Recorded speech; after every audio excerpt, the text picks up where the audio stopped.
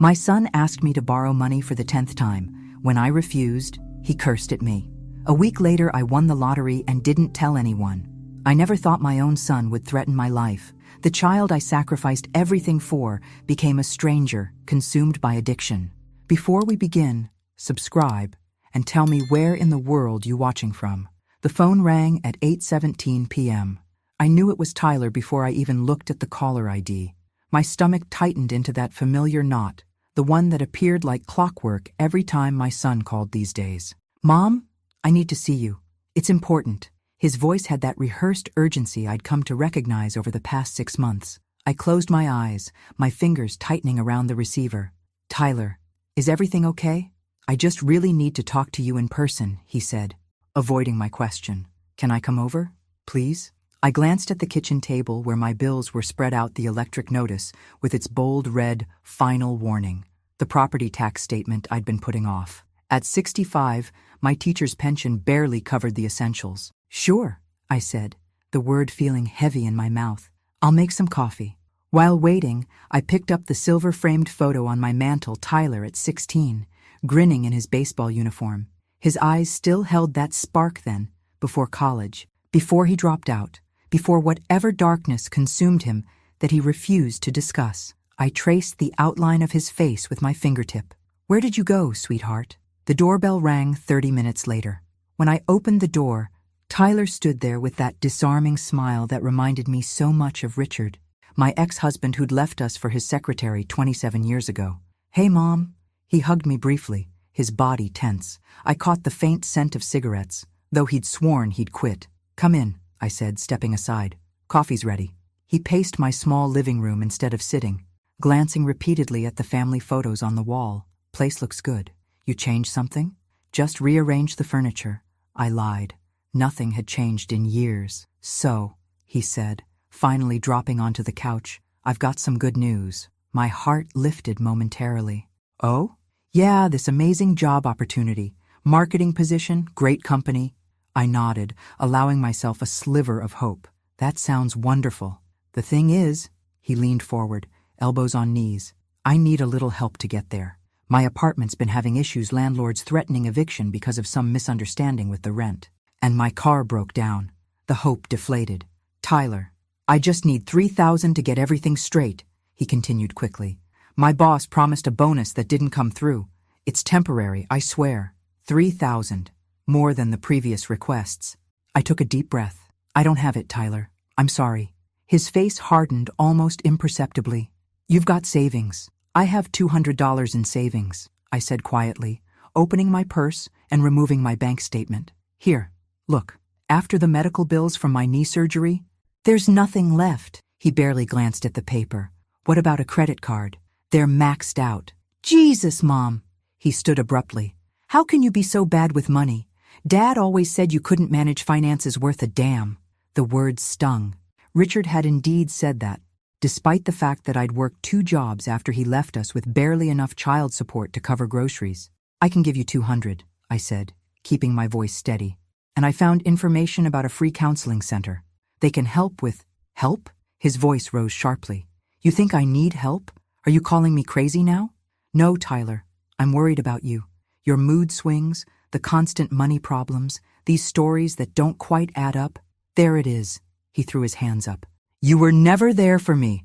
Always at work, always tired, always too busy for your own son. And now you're worried?" I flinched as he knocked a photo off the side table me with my 5th grade class from 8 years ago. The frame cracked against the hardwood floor. "Tyler, please calm down." "You pathetic old woman," he snarled, his face twisted into something I didn't recognize. "You're going to die alone. You know that? And you deserve it." He stepped toward me, his fists clenched. For the first time in my life, I was afraid of my own child. "Get out," I whispered. Then louder, "Get out of my house." Tyler stared at me, breathing hard. Then he drove his fist into the wall beside my head, plaster crumbling onto the carpet. Without another word, he stormed out, slamming the door so hard the windows rattled. In the sudden silence, I slid down the wall to the floor, my whole body trembling. Something caught my eye. My purse on the counter was open, slightly askew from where I'd left it. I crawled over and checked inside. My emergency credit card was still there, but when I checked the kitchen drawer, the spare key I kept hidden was gone. As I sat amid the debris of my son's rage, a terrible clarity washed over me. The boy I raised was gone, and the man who replaced him might actually hurt me next time. For 3 days after Tyler stormed out, I jumped at every sound. Each car door slamming in the neighborhood sent my heart racing. I changed the locks, but sleep remained elusive. Every creak in my old house jolted me awake, convinced he'd returned with the stolen key before I could replace the deadbolt. When my phone rang on Friday morning, I stared at Tyler's name on the screen until it stopped. He called 5 more times that day. I didn't answer. What could I possibly say to the stranger who wore my son's face? Instead, I found myself driving past his apartment building, a shabby 2-story complex 6 blocks from my house. His car wasn't in the lot. I sat in my 15-year-old Toyota, hands gripping the steering wheel, debating whether to leave the $200 I'd promised in his mailbox. "Excuse me, are you looking for someone?" I startled at the voice. A woman in her 50s with concerned eyes stood beside my car. "I'm Tyler Wilson's mother," I said, rolling down my window. Her expression changed instantly. "Margaret? I'm Linda, the property manager. We've spoken on the phone before. Is Tyler home?" I asked, though I already knew the answer. Linda glanced around before leaning closer. "He was evicted 3 days ago. Hasn't paid rent in 4 months. She hesitated. "I probably shouldn't tell you this, but there were people coming at all hours. Arguments about payments. The neighbors complained." My stomach dropped. "Did he leave a forwarding address?" She shook her head. "The unit was trashed, Margaret. Holes in the walls, cigarette burns on the carpet." She touched my shoulder gently. "I'm sorry." I thanked her and drove away, my mind churning. Where was he sleeping? Who were these people demanding payments? The questions haunted me as I pulled into the library parking lot for my volunteer shift. Inside, I mechanically shelved books, finding comfort in their orderly arrangement.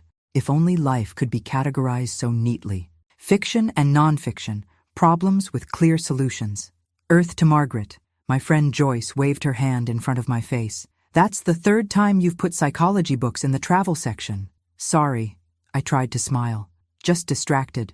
"Tyler again?" she asked softly. Something in her tone, gentle understanding without judgment, broke the dam I'd built around my emotions. Tears came suddenly, embarrassingly. Joyce guided me to the break room, sat me down, and placed a cup of tea in my hands. "Tell me," she said simply. So I did. The repeated requests for money, the inconsistent stories, the rage when denied, the missing key. My voice sounded strange to my own ears, like I was telling someone else's tragic story. Joyce listened without interruption. When I finished, she took my hands in hers. "My brother was an addict for 15 years, she said. "Everything you're describing, the manipulation, the anger, the desperate need for money, it's textbook." "Tyler doesn't do drugs," I protested automatically. Joyce's expression was kind, but firm.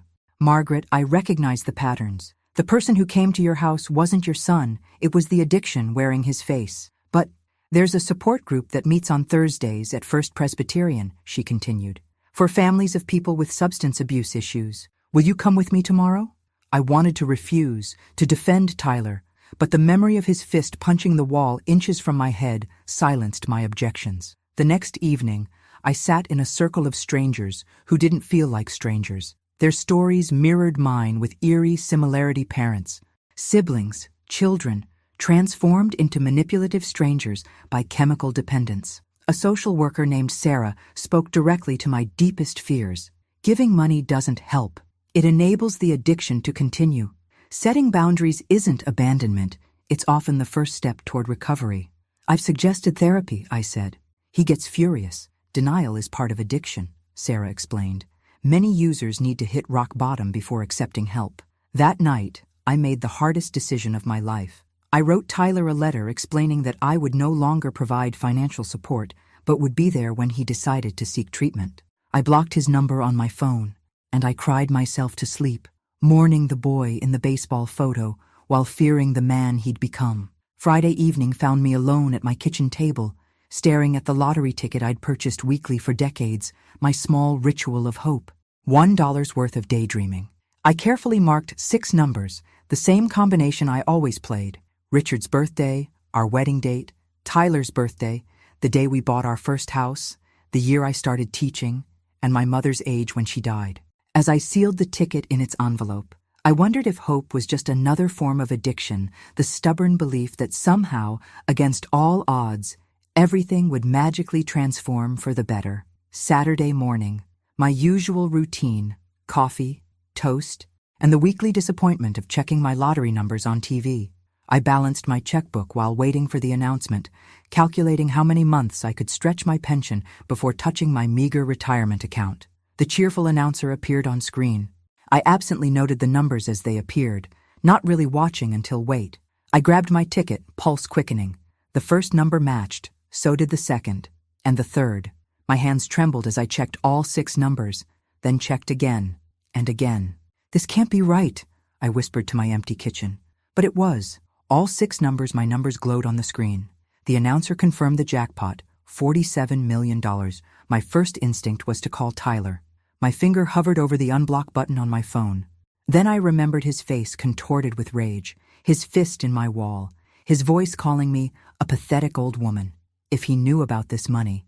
The clarity hit me with stunning force. Tyler would consume every penny, destroying himself in the process. Whatever his payments were for drugs, gambling debts, loan sharks, this windfall would accelerate his self-destruction. I spent the day researching, discovering that Pennsylvania allowed lottery winners to remain anonymous by claiming prizes through trusts. Monday morning, I drove to a law firm specializing in estate planning, 2 towns away where nobody knew me. "I need absolute confidentiality," I told the attorney, a silver-haired woman named Patricia. "Is that something you can guarantee?" She nodded, professional and unfazed by my nervousness. "Attorney-client privilege is sacrosanct, Ms. Wilson. How can I help you?" I slid the ticket across her desk. Her eyes widened slightly, the only indication that she understood the magnitude of what lay between us. "I need to claim this without anyone knowing it's me," I said, "especially my son." She didn't ask why, just nodded. "We'll establish a blind trust. The Lottery Commission will announce that the Pine Valley Trust claimed the prize, not Margaret Wilson. Only the trustees, myself, and whomever else you designate will know your identity." "And this is completely legal?" I asked. "Absolutely. Pennsylvania is one of the few states that allows winners to maintain their privacy." She began outlining the process, establishing the trust, appointing trustees, claiming the prize as a lump sum versus annuity payments. I walked out 3 hours later with a plan. The money would be safe, my identity protected. I drove home feeling strangely calm, as if I'd taken my first independent breath in decades. As I turned onto my street, the calm evaporated. A police car sat in front of my house, lights flashing. Officer Reynolds, whom I knew from neighborhood watch meetings, stood on my porch. "Ms. Wilson," he said as I hurried up the walk, "there's been a break-in." My front door hung open, splintered around the lock. Inside, my living room was ransacked, drawers emptied, cushions slashed, even the air vents removed from the walls. "Was anything taken?" Officer Reynolds asked, notebook ready. I looked around at the devastation. "I don't think so. I don't keep valuables here." Any idea who might have done this? The question hung in the air. Could I say it? Could I speak the words that would officially transform my son from troubled to criminal? Before I could answer, my phone rang an unknown number. I answered automatically. "Mom?" Tyler's voice, desperate and slurred. "I need to see you right now. It's life or death." I looked at the destroyed remnants of my home, then at Officer Reynolds waiting for my answer. "No," I said firmly, both to Tyler and to myself. "I don't know who would do something like this." As I ended the call, I realized I'd made my choice. I would protect my son from the consequences of his actions one last time, but I would not surrender my life or my newfound fortune to his chaos. When Officer Reynolds finally left, promising increased patrols in the neighborhood, I sat amid the wreckage of my living room, numb.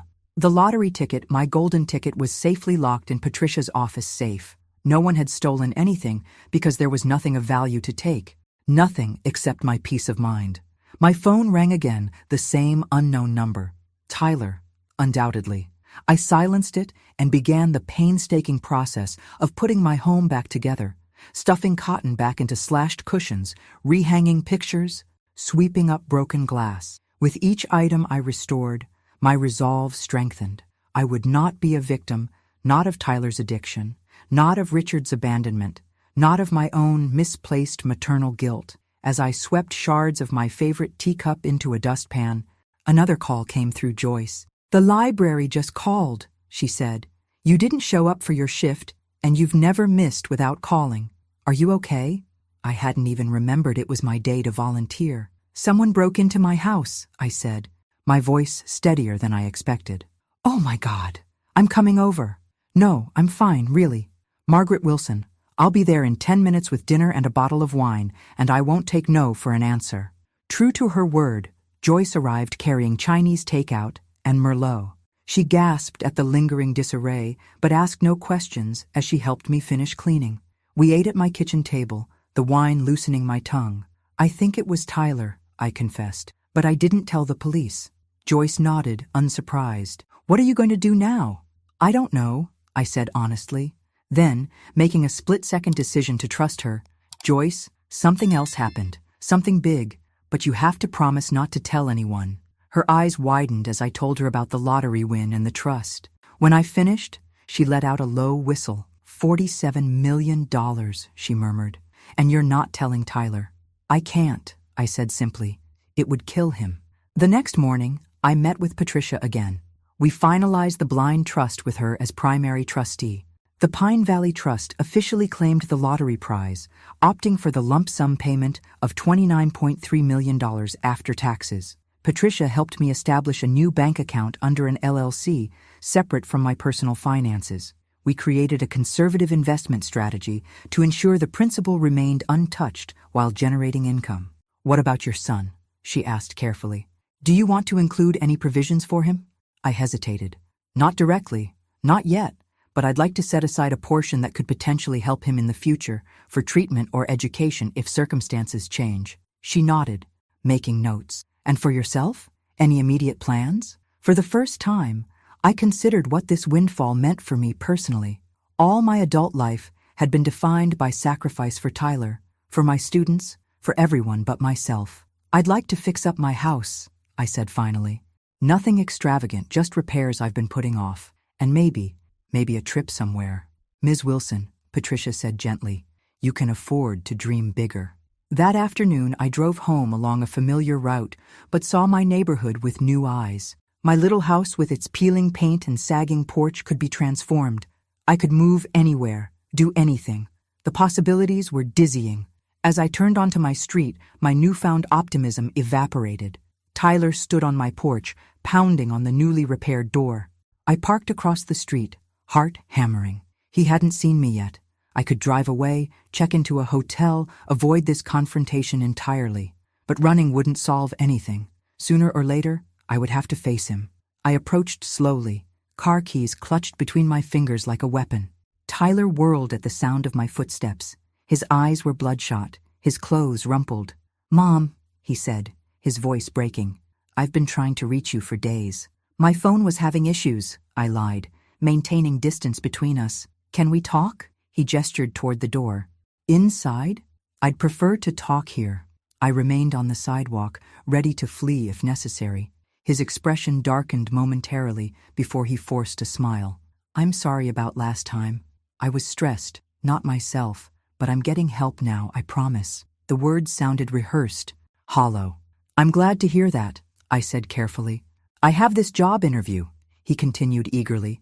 "Really promising position, but I need something decent to wear, you know? Just a small loan, $500 for a good suit." $500. Once, that would have seemed an impossible sum to spare. Now, it was nothing. But this wasn't about money. "Tyler," I said, my voice stronger than I felt, "I can't keep doing this." His face hardened. "Can't or won't?" "Both," I admitted. "I love you, but I can't keep enabling behaviors that hurt us both." For a moment, rage flashed in his eyes, the same rage I'd seen before he punched my wall. Then, unexpectedly, his shoulders slumped. "Please, Mom," he whispered. "I'm desperate, despite everything." My heart ached for him. Was there any harm in one last chance? $500, I said finally. "But we meet at Starbucks tomorrow, and we talk about getting you real help." His relief was palpable. "Thank you. You won't regret it." As I watched him walk away, I wondered if I already did. Starbucks buzzed with morning commuters when Tyler arrived, clean-shaven and wearing his one decent button-down shirt.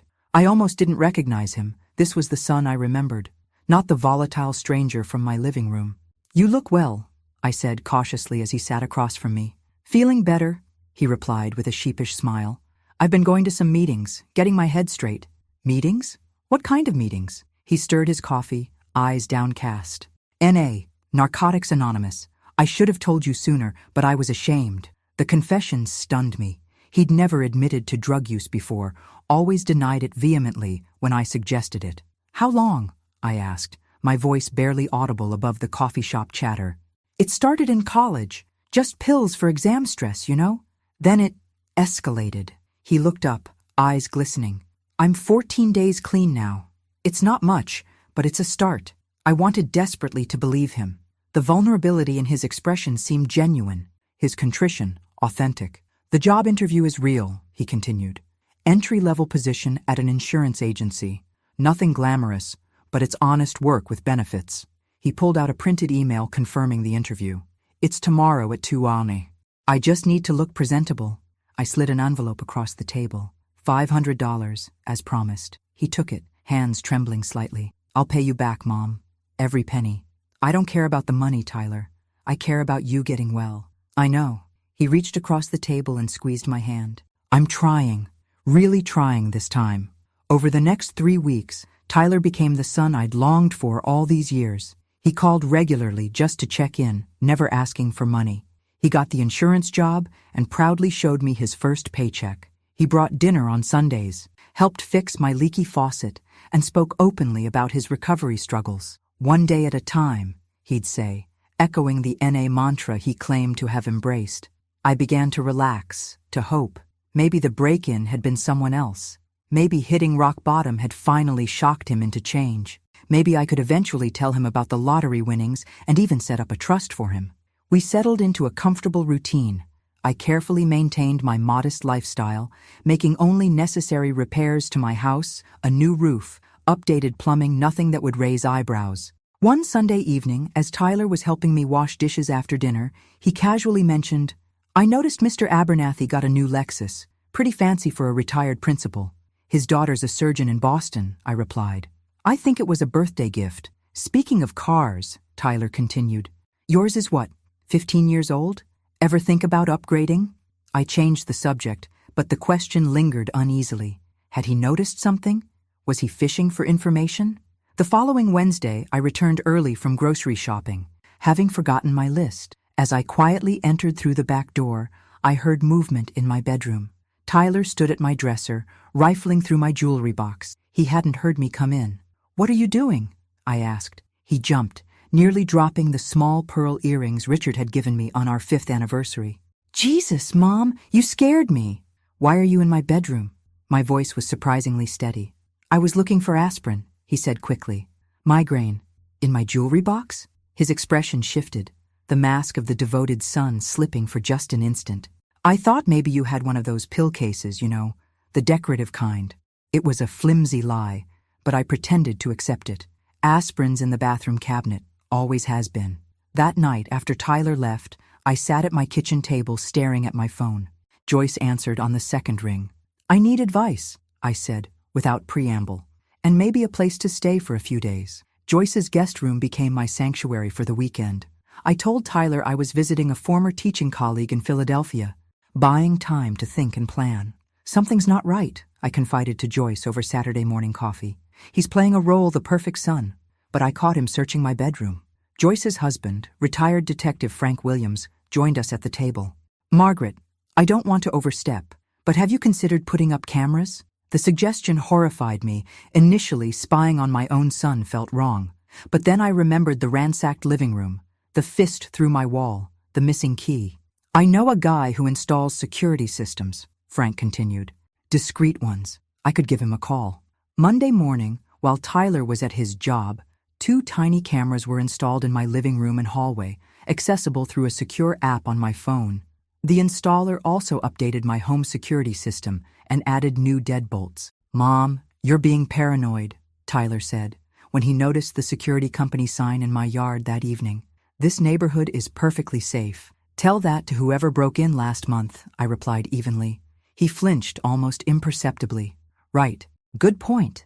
The installer had placed cameras strategically, one in the living room overlooking the entryway, another in the hallway leading to my bedroom and home office, but none in private spaces like bathrooms or bedrooms. I needed evidence, not invasion. For 3 days, nothing unusual appeared on the cameras. Tyler visited for dinner on Thursday, behaving like the attentive son he'd recently become. I began to doubt my suspicions, wondering if I was seeing problems where none existed. Then Friday morning, my phone alerted me to motion at my house. On screen, Tyler unlocked my front door with the key I'd never given him. He moved purposefully through the living room to my home office, where he began methodically going through my files. I watched, heart pounding, as he photographed my bank statements, insurance documents, and the paperwork for my pension plan. He spent nearly 40 minutes searching before leaving, carefully relocking the door behind him. With shaking hands, I called Patricia. I need another layer of protection, I told her. My son is searching for financial information. She arranged for a forensic accountant and private investigator to meet us that afternoon. The investigator, Michael Reeves, was a former FBI agent with a calm demeanor that immediately put me at ease. Based on what you've told me, Ms. Wilson, your son is looking for assets, he explained. The question is why? He needs money, I said simply. For drugs? Michael asked. I thought so, but now I'm not sure. He claims to be in recovery, working at an insurance agency. Michael interrupted gently. Have you verified his employment? I stared at him. No. He showed me a paycheck, but would you mind if I looked into that? Michael asked, along with his recent activities and associations. I hesitated only briefly before nodding. Whatever Tyler was involved in, I needed to know. While Michael began his investigation, the forensic accountant helped me create an impenetrable barrier around my lottery winnings. We moved investments into more secure structures, creating additional shells and trusts that would be virtually impossible to connect to Margaret Wilson. 3 days later, Michael requested an urgent meeting. His expression was grave as he spread photographs across Patricia's conference table. Ms. Wilson, I'm afraid your son is not employed at any insurance agency, he began. He's been spending his days at gambling establishments and meeting with these individuals. He pointed to photos of Tyler with 2 hard-looking men outside a bar. These men are known associates of Anthony Castellano, a loan shark operating in Pittsburgh's South Side. My stomach clenched. A loan shark? Based on our surveillance and audio captured during these meetings, Tyler is deeply in debt, upwards of $50,000. He's been promising his creditors that he can get the money from you. But I don't have that kind of money, I protested. At least they don't know that I do. Michael slid another photo across the table. Tyler sitting in his car, on his phone. This was taken yesterday. We were able to capture the audio. He pressed play on a recording device. Tyler's voice filled the room. The old lady must have money hidden somewhere. She's different lately, new roof on the house, better clothes. If I can't find where she's hiding it, a pause. Maybe an accident would be simpler. Her life insurance should cover what I owe you. The words hit me like physical blows. My son was contemplating what? Frightening me into giving him money? Or something worse? Ms. Wilson, Michael said gently. Based on this evidence, I strongly recommend filing for a restraining order. I shook my head, still processing the revelation. Is this enough for the police to act? Unfortunately, no. It's concerning, but it's not an explicit threat or conspiracy that would stand up in court. Michael leaned forward. But we can build a stronger case while ensuring your safety. I drove home in a daze, the recording playing on loop in my mind. The son I'd raised, the child I'd sacrificed everything for, was considering harming me for money. That night, alone in my house with new locks and cameras, I made a decision. I would no longer be passive, waiting for Tyler's next move. Whatever demons drove him, addiction, gambling, desperation, I needed to protect both of us from their destruction. Tomorrow, I would begin fighting back. Dr. Elena Martinez leaned forward in her chair, her eyes gentle but probing. Tell me again what Tyler said on the recording. I repeated the words that had haunted me for days, my voice barely above a whisper.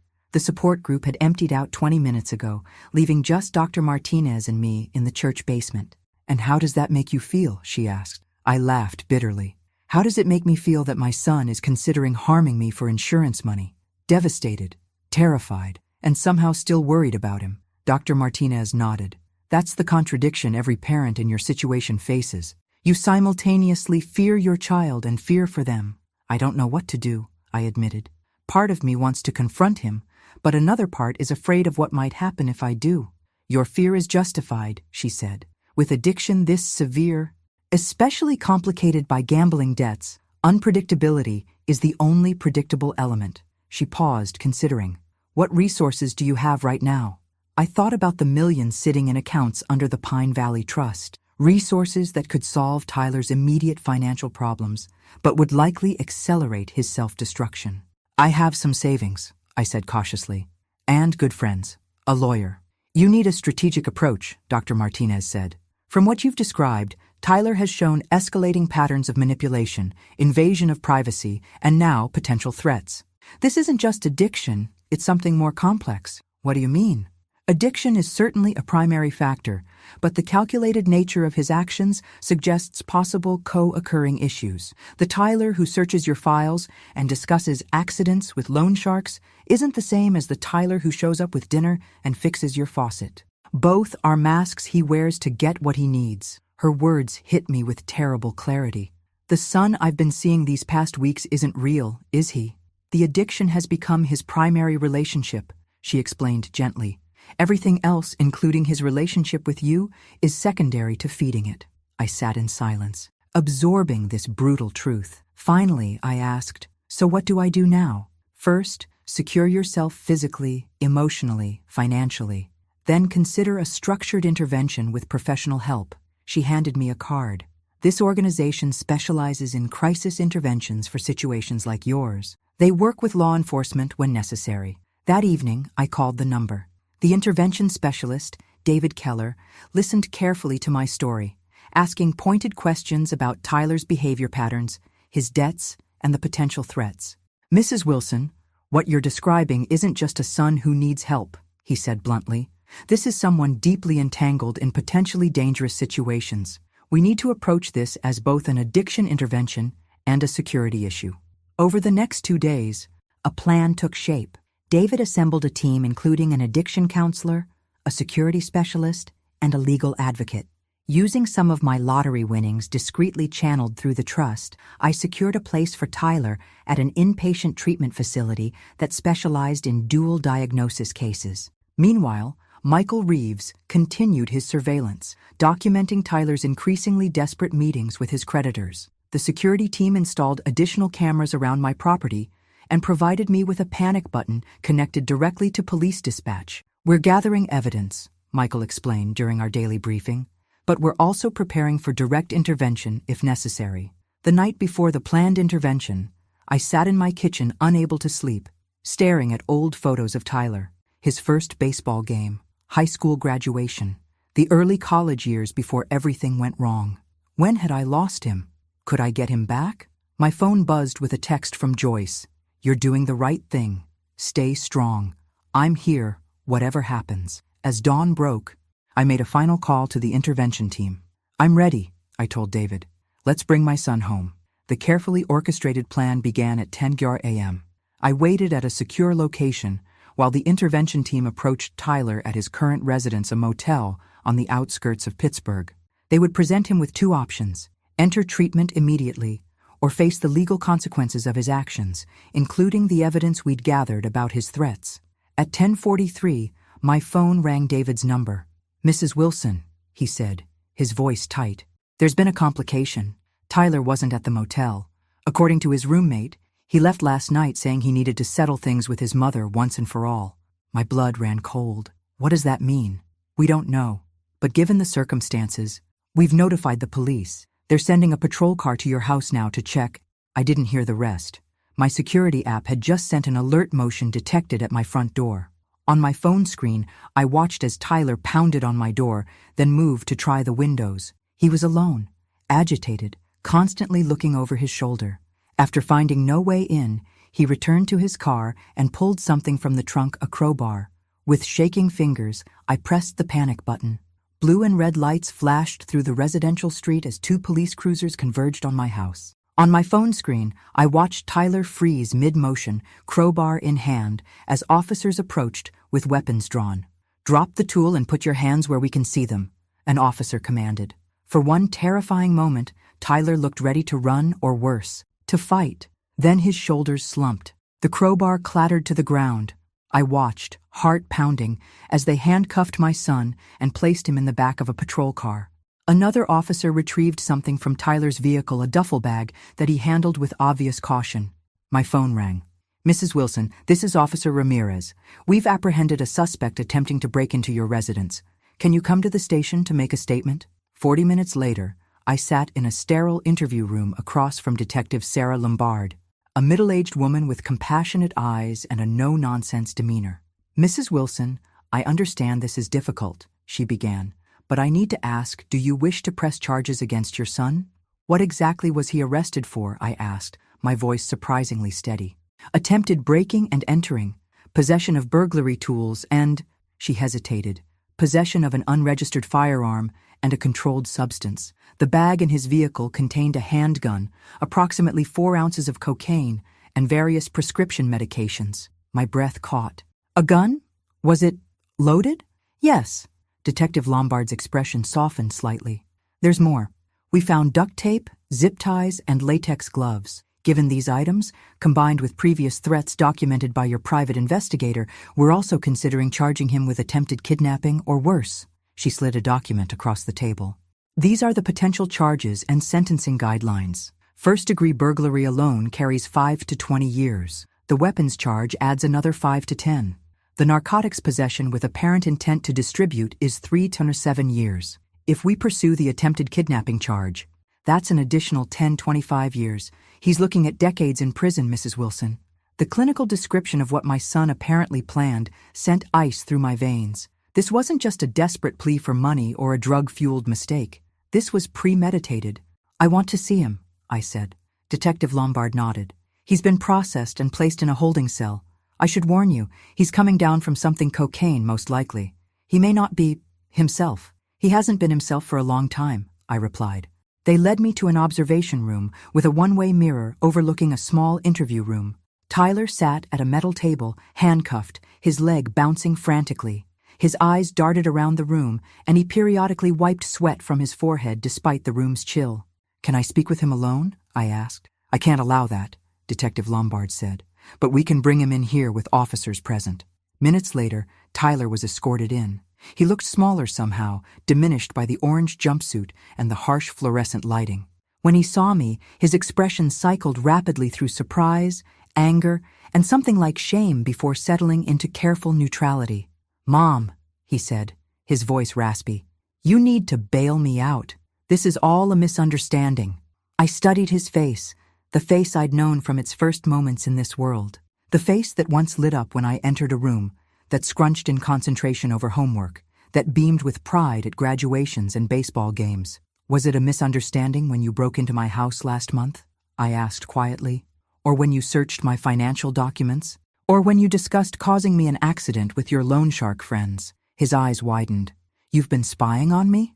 "I've been protecting myself." My voice remained calm, though inside I was shaking. "Just like I'm trying to protect you now. By getting me arrested?" He slammed his handcuffed wrists on the table. "Some protection. Tyler, you came to my house with a gun, drugs, and restraints," I said. "What was your plan? To scare me into giving you money? To hurt me for insurance? To make me disappear?" His face crumpled. "I wouldn't have hurt you. I just needed leverage. They're going to kill me if I don't pay." "Who? The loan sharks?" He nodded miserably. "I owe them $57,000. The interest keeps growing. They gave me 3 days to pay or—" He drew his finger across his throat. "So you decided threatening your mother was the solution." I couldn't keep the hurt from my voice. "I was desperate," he shouted, then lowered his voice when an officer stepped forward. "I thought maybe you had savings, retirement accounts, something I could use as collateral. And the gun? The drugs?" "The gun was for protection. The drugs—" He looked away. I needed something to give me courage. We sat in silence, the gulf between us wider than ever. My son, my beautiful boy, had become someone I couldn't recognize, someone willing to terrify his own mother, to feed his addictions and pay his debts. I'm not posting bail, I said finally, but I am going to help you. His head snapped up. How? I've arranged a place for you at Valley Ridge Treatment Center. If the judge agrees to court-ordered rehabilitation instead of jail time, you can go there directly. Rehab? He scoffed. I don't need— You came to my house with cocaine and a loaded gun, I interrupted. You're facing years in prison. Rehabilitation is your best option, and I've pulled every string I can to make it available to you. And if I refuse? I stood up, steadier than I'd felt in months. Then you'll face the consequences of your actions without my help. I love you, Tyler, but I won't enable your self-destruction any longer. As I turned to leave, he called out, Mom, wait. I paused, hand on the doorknob. How did you afford Valley Ridge? He asked suspiciously. That place costs a fortune. I looked back at my son, desperate, calculating even now. I have resources you don't know about, I said simply, and they're going to help you get well, not feed whatever is destroying you. I walked out, leaving Tyler staring after me, confusion replacing the manipulation on his face for the first time in years. 6 weeks passed with Tyler in Valley Ridge's secure rehabilitation facility. The court had agreed to treatment in lieu of immediate prosecution, with charges held in abeyance pending successful completion of the program. His cooperation with authorities regarding the loan shark operation had helped secure this arrangement. The prosecutor initially balked at the idea, given the severity of the charges, but Michael Reeves and Patricia had coordinated an effective strategy. Tyler provided critical information about Castellanos' illegal loan operation, which law enforcement had been trying to crack for years. The district attorney agreed to the diversion program after Tyler's cooperation led to 3 high-profile arrests. The deal wasn't lenient. Tyler would still face reduced charges upon completion of treatment, likely resulting in probation rather than incarceration, and he would remain under court supervision for years. One failed drug test would send him directly to prison to face the original charges. I received weekly progress reports from his counselors.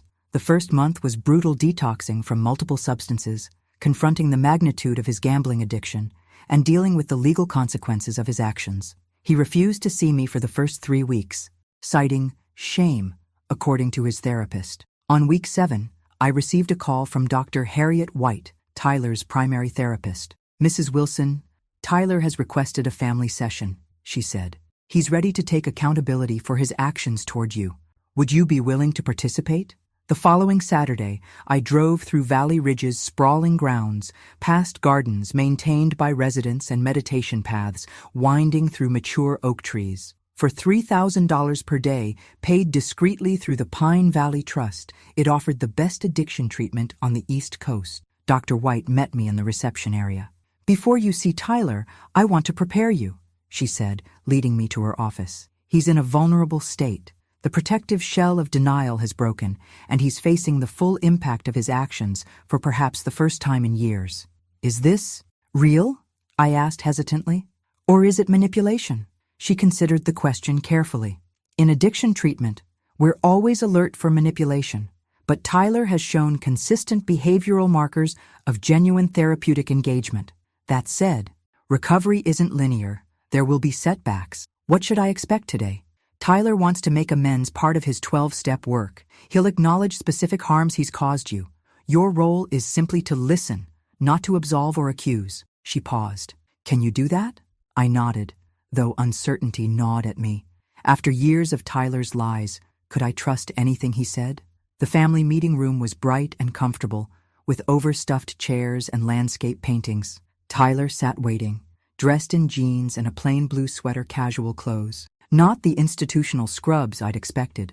He looked simultaneously younger and older than his 30 years, clearer eyes, but deeper worry lines. Mom, he said, standing awkwardly as I entered. Thank you for coming. We sat facing each other while Dr. White took a chair slightly removed from us. Tyler cleared his throat. I've prepared some things to say. He withdrew a folded paper from his pocket. Part of my recovery is making amends, which starts with acknowledging what I've done. He unfolded the paper with trembling hands. I manipulated you financially, taking advantage of your love to fund my addictions. I lied constantly. I invaded your privacy by searching your home.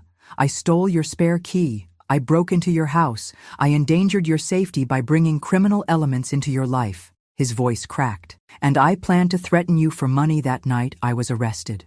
Each admission felt like a physical blow. Hearing the litany of betrayals stated so plainly made them more real somehow. "The worst part," Tyler continued, "is that I convinced myself these weren't real harms because you owed me as my mother. I told myself terrible lies about you, that you'd failed me, that you deserved it." He looked up, his eyes wet. "The truth is, you were the only person who never gave up on me, and I repaid that with cruelty."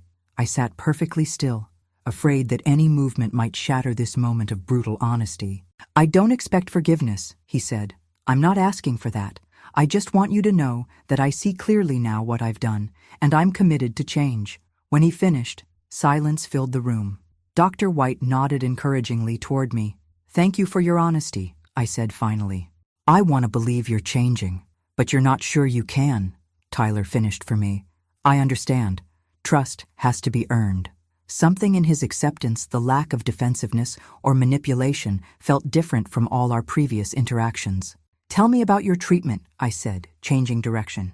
"What are you learning?" For the next hour, Tyler spoke with surprising insight about his dual diagnoses, substance use disorder and gambling addiction, complicated by depression and possible bipolar tendencies. He described his daily routine of therapy, group sessions, and mindfulness practices. He spoke about facing the wreckage of his choices without making excuses. As our session concluded, Dr. White asked, "Is there anything else either of you would like to address today?" Tyler hesitated. "There is one thing." He turned to me. "Mom, I know you're hiding something important. Something changed before I was arrested. You had money for this place, for the private investigator." My pulse quickened. How much had he pieced together? "Did you sell the house?" he asked. "Cash out retirement accounts? Whatever it is, I'm worried you've compromised your future to help me." The irony nearly made me laugh. After years of seeking my money, now he was concerned about my financial security. "I have resources that are being managed responsibly," I said carefully. "That's all you need to know right now." "But, Tyler," I interrupted gently, "part of recovery is accepting boundaries. My financial situation is a boundary I'm establishing." He looked ready to argue, but caught himself. "You're right," he said after a moment. "I don't have the right to question that, especially given my history." As I drove home, I replayed the session in my mind. The change in Tyler seemed genuine, but experience had taught me caution. Real recovery would require more than words. It would demand consistent action over time. Still, for the first time in years, I allowed myself to feel something dangerous: hope. The conference room of Mercer and Hodge law firm buzzed with activity as Patricia guided us through the final paperwork establishing the New Dawn Foundation. After 9 months of planning, my vision was becoming reality. "Once you sign these documents," Patricia explained, "the foundation will be officially incorporated as a 501c3 nonprofit organization with an initial endowment of $15 million from the Pine Valley Trust." I signed where indicated, feeling a sense of purpose I hadn't experienced since my teaching days. The New Dawn Foundation would provide treatment scholarships for addiction patients who couldn't afford quality care, fund research into more effective recovery protocols, and support families affected by substance abuse. "Congratulations, Margaret," said Dr. Martinez, who had joined our board as clinical advisor. "This foundation will change countless lives." To protect my privacy, I would serve officially only as a board member and program director, not as the primary donor. The organizational structure created by Patricia's team effectively obscured the connection between the lottery winnings and the foundation. As our meeting concluded, Dr. Martinez stayed behind. "Have you thought about what you'll tell Tyler?" she asked. "He's completing his program in 3 weeks." Tyler had now been at Valley Ridge for nearly 11 months. His recovery, while not without setbacks, had been remarkable. He had maintained sobriety, engaged fully in therapy, and even begun mentoring newer patients. His therapists reported genuine transformation in his thinking patterns and behavior. "I'm still not sure," I admitted. "Part of me wants to tell him everything. Another part remains cautious." "Trust is rebuilt gradually," she reminded me. "You're right to proceed carefully." The following Sunday, I visited Tyler at Valley Ridge. These visits had become bi-weekly rituals, no longer supervised therapy sessions, but increasingly normal conversations between mother and son. We walked the facility's garden paths, autumn leaves crunching beneath our feet. Tyler looked healthy, clear-eyed, steady, present in a way he hadn't been for years. "I've been accepted to the halfway house program," he said. "3 more weeks here, then I'll transition to Oakwood House. It's structured living with continued therapy. But I'll be able to work part-time." "That's wonderful," I said sincerely. "Have you thought about what kind of work you'd like to do?" He nodded. "The vocational counselor helped me find a position at a printing company. Entry-level, of course, but they work with people in recovery." He hesitated. "It's not glamorous, but it's honest work." "I'm proud of you," I said, surprised by the tears that suddenly threatened. Truly proud. We sat on a stone bench overlooking a small pond. A comfortable silence stretched between us, so different from the tense, manipulative interactions of the past. "There's something I need to tell you," Tyler said finally. "I've been accepted to community college. Just one class to start Introduction to Addiction Counseling. My therapist thinks I might have aptitude for it once I'm further along in my own recovery." "That's a big step," I said carefully. "What about the printing job?" "I'd do both. Class 2 evenings a week, work during days." He looked at me directly. "I'm not asking you for money, Mom. I've applied for financial aid, and I've been saving from my work program here." His declaration, so different from our interactions over the last decade, caught me off guard. "I never thought I'd say this," Tyler continued, "but getting arrested was the best thing that ever happened to me. It forced me to stop running from myself." He turned the AA medallion he carried now, marking 10 months of sobriety. "I have a long way to go, but for the first time, I actually believe I can make it." I reached for his hand, and he squeezed mine gently. "There's something else," he said hesitantly. "I heard about a new foundation that opened in Pittsburgh, New Dawn Foundation. They're looking for peer support specialists, people in recovery who can work with new patients." His eyes lit up with purpose. "I won't be qualified for at least a year, but eventually, maybe." My heart pounded. "You're interested in working there?" "Not just working. It's the kind of place where I could really make a difference. Use my experience to help others." He shrugged self-consciously. "Probably a pipe dream, but it gives me something to work toward." The irony was almost overwhelming. My son wanted to work for the foundation I had created, the foundation funded by money I still hadn't told him about. As we walked back toward the facility, Tyler stopped suddenly. "Mom, can I ask you something? It's been bothering me." I tensed, bracing for questions about my finances. "Have you been taking care of yourself?" he asked instead. "All this time, your focus has been on me and my problems. But what about you? What do you want for your life?" The question startled me. In all our years together, Tyler had never asked about my desires, my dreams. "I'm working on that," I said truthfully. For so long, I defined myself by my roles: teacher, mother, caretaker. Now I'm discovering who Margaret Wilson is beyond those roles. Tyler nodded thoughtfully. "I'd like to get to know that Margaret." 2 days later, I sat in Patricia's office, having made my decision.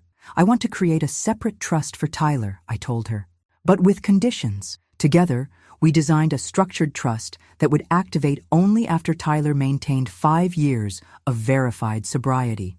Even then, distributions would be limited to education, healthcare, or legitimate business investment, never cash that could enable relapse. "This balances protection with opportunity," Patricia observed. "But when will you tell him about the lottery?" "Not yet," I said firmly. "Recovery is still too fragile. For now, let him focus on building his life from the ground up.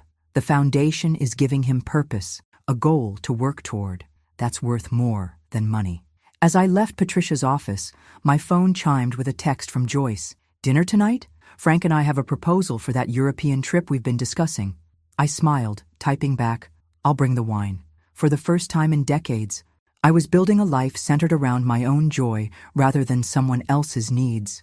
The lottery had given me financial freedom, but the real wealth was in reclaiming myself. 18 months after his release from Valley Ridge, Tyler stood before the audience at New Dawn Foundation's first community recognition event. As a peer support intern, a position he'd earned after a year at the halfway house, followed by 6 months of additional training, he was sharing his story with donors, treatment professionals, and family members affected by addiction. "My rock bottom wasn't losing my home or my job," he said, his voice steady. "It was the moment I realized I'd become the kind of person who would threaten his own mother, the one person who never stopped believing in me. I watched from the back of the room, my chest tight with complicated emotions. Tyler had no idea I was there as the Foundation's program director who worked primarily behind the scenes. My attendance wasn't expected at this smaller event. Recovery isn't just about staying sober, Tyler continued. It's about becoming someone you can respect when you look in the mirror. I'm still working on that every day. After the presentations, I slipped out before Tyler could see me.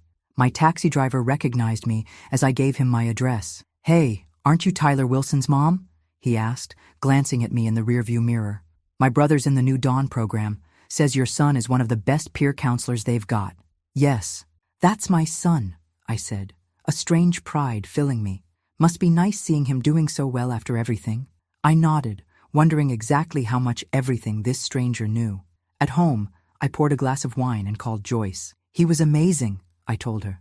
Confident, articulate, genuinely passionate about helping others. "So when are you going to tell him?" Joyce asked. "About the foundation? About the lottery?" "I don't know," I admitted. "The longer I wait, the harder it gets."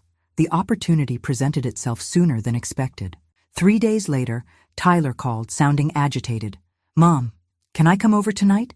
There's something I need to talk to you about." My stomach tightened with instinctive worry. "Is everything okay?" "Yes, no, I don't know. I just need to talk to you in person." He arrived at 7, pacing my living room just as he had years ago when asking for money. But this time, his agitation seemed different, confused rather than manipulative. "Mom, something weird is happening at the foundation," he began.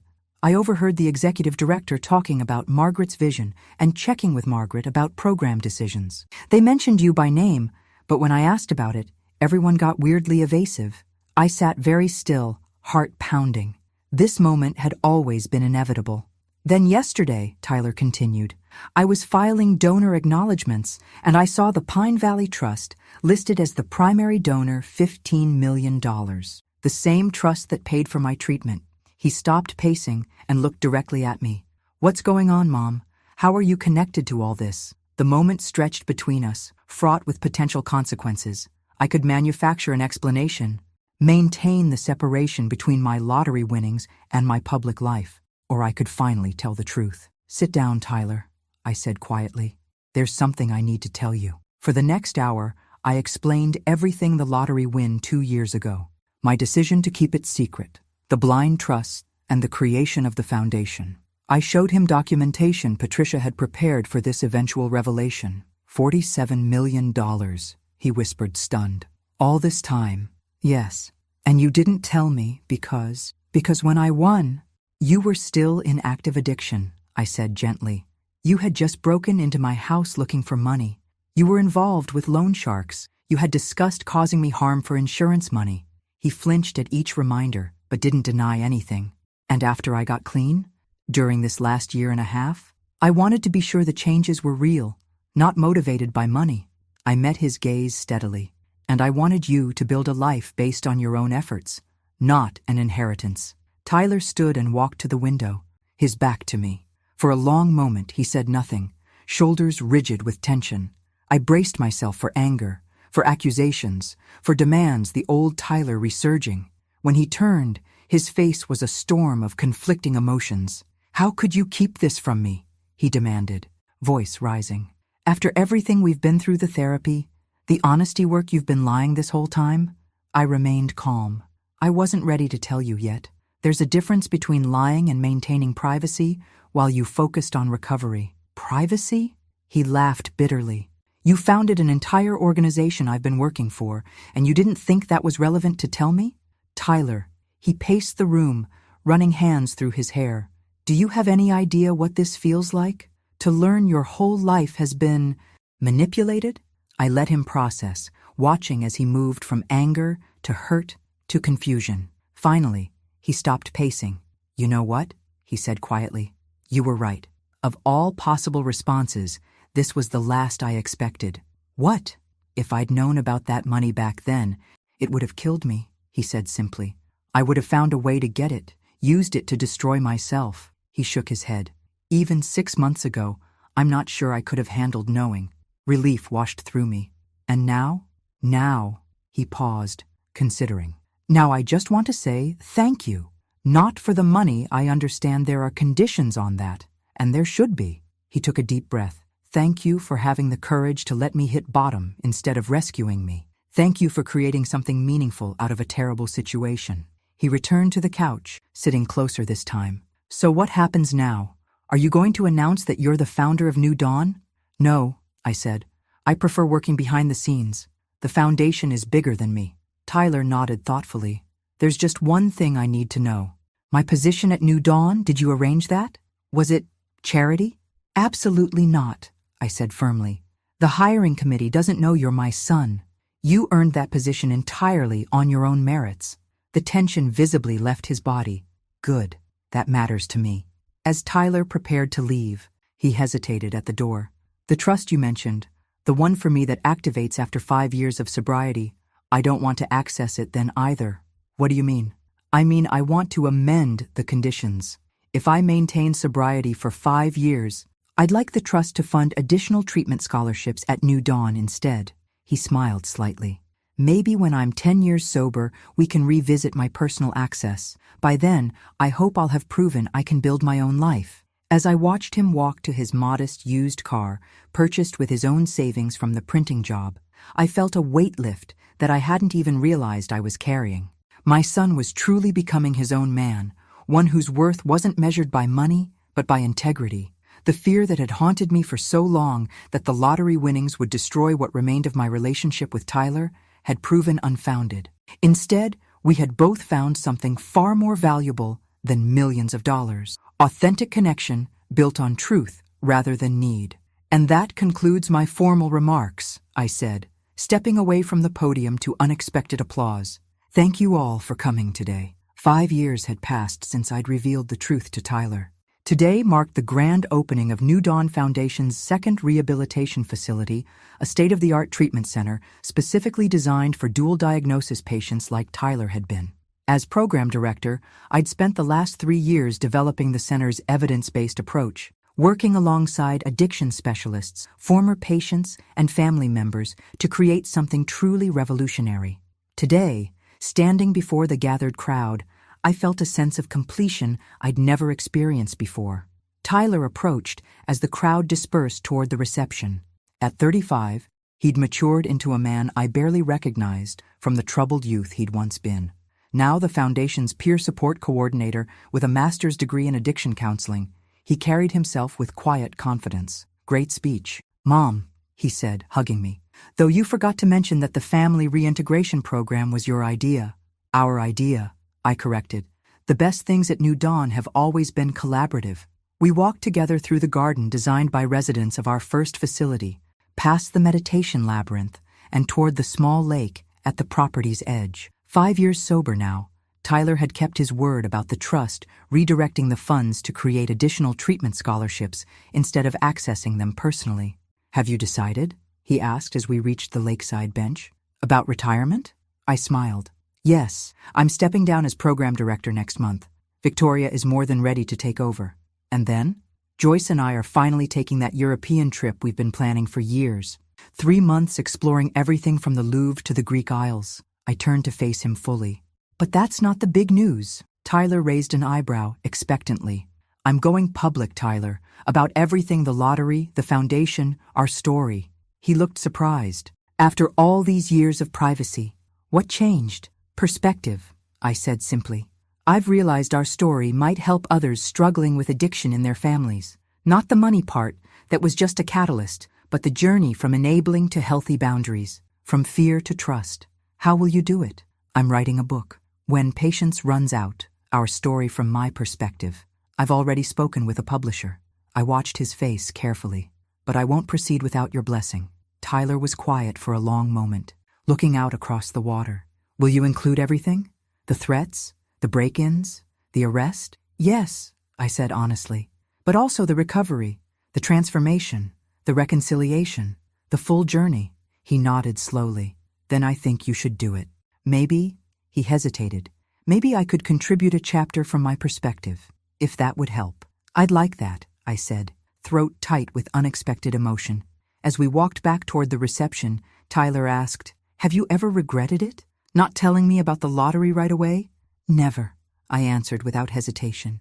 Money would have been a poor substitute for what we've built instead: trust, respect, genuine connection. And what about forgiveness? He asked quietly. Have you really forgiven me for everything I put you through?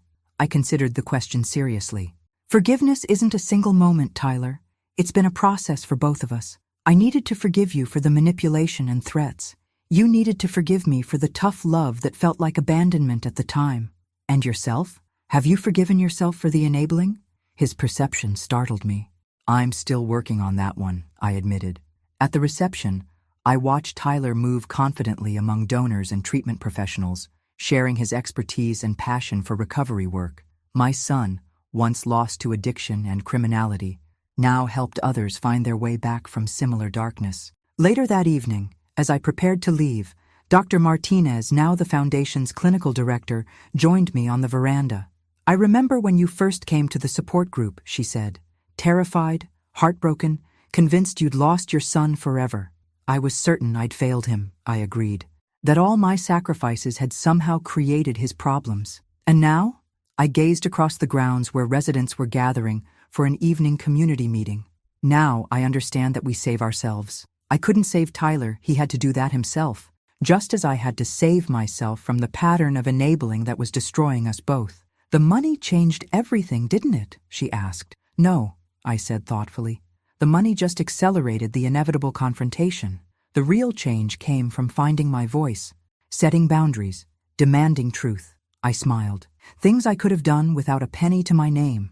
As if summoned by our conversation, Tyler approached with a young woman I recognized as a new counselor. Mom, this is Emma. She's implementing that family communication protocol we developed last year. His voice held unmistakable pride.